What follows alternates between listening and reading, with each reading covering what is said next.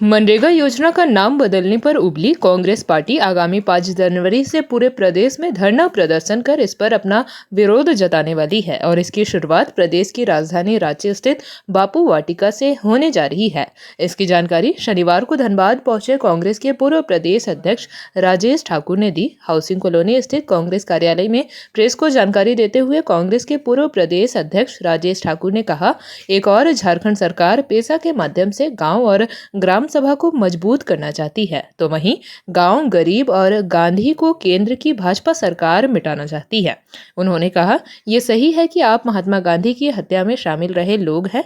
RSS ने महात्मा गांधी की हत्या की, भारतीय जनता पार्टी महात्मा गांधी के विचारों की कत्ल कर रही है। ऐसे में हम चुप बैठे रहे, ये कतई नहीं हो सकता। कांग्रेस पार्टी ने ये बीड़ा उठाया है कि पलायन को रोकने के लिए, बेरोजगारी को खत्म करने के लिए एक हथियार दिया था मनरेगा के रूप में। हम ना तो उनके नाम से छेड़छाड़ होने देंगे और ना ही उसके स्वरूप से छेड़छाड़ होने देंगे। उन्होंने कहा कि इसी को लेकर कांग्रेस पूरे भारत में आंदोलन की घोषणा की है।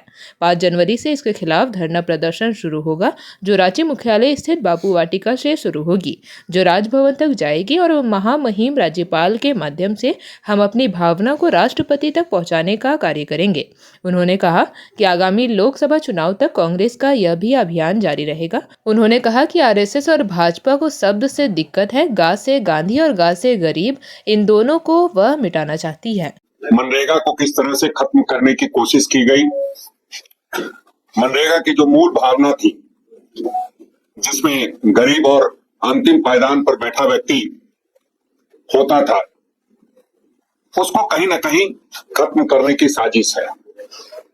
सबसे पहले हमारा ऐतराज इस बात से है कि मनरेगा का आपने नाम बदला। ये सही है कि आप महात्मा गांधी की हत्या में शामिल रहे लोग हैं। आरएसएस ने महात्मा गांधी की हत्या की, भारतीय जनता पार्टी महात्मा गांधी के विचारों का कत्ल कर रही है।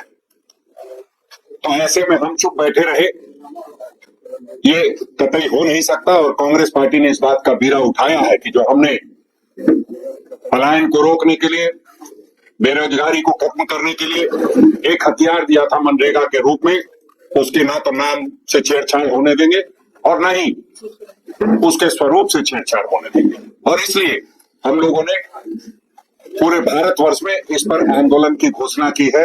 5 जनवरी से हम लोग इसके विरोध में प्रदर्शन, धरना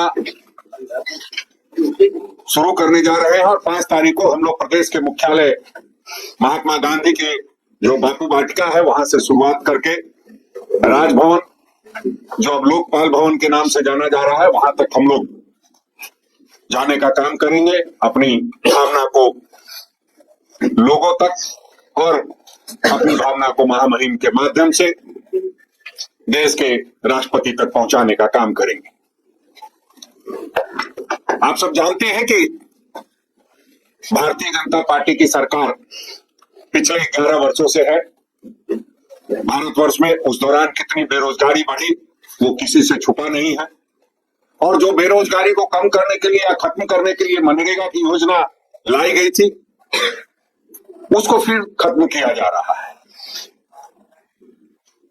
तो इससे प्रतीत होता है कि भारतीय जनता पार्टी नाम बदलकर पहचान छीनना चाहती है, स्वरूप बदलकर अधिकार छीनना चाहती है और फंड घटाकर इसे निष्प्रभावी बनाना चाहती है, जो हम कतई होने नहीं देंगे।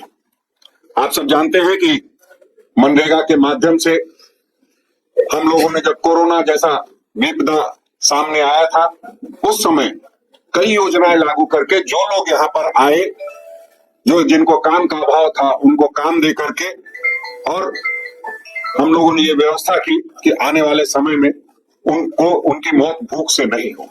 आपने देखा है, इससे पहले झारखंड में जो भारतीय जनता पार्टी का शासन था, तब 23 लोगों की भूख से मौत हुई थी और डबल इंजन की सरकार थी।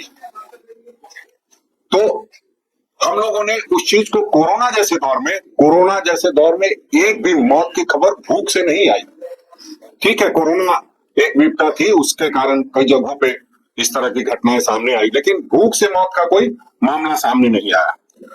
तो हम लोग इसी बात को लेकर के 5 तारीख से अगले जो लोकसभा चुनाव आए तब तक, जब तक सरकार नहीं बदल जाए तब तक इस अभियान को जारी रखेंगे।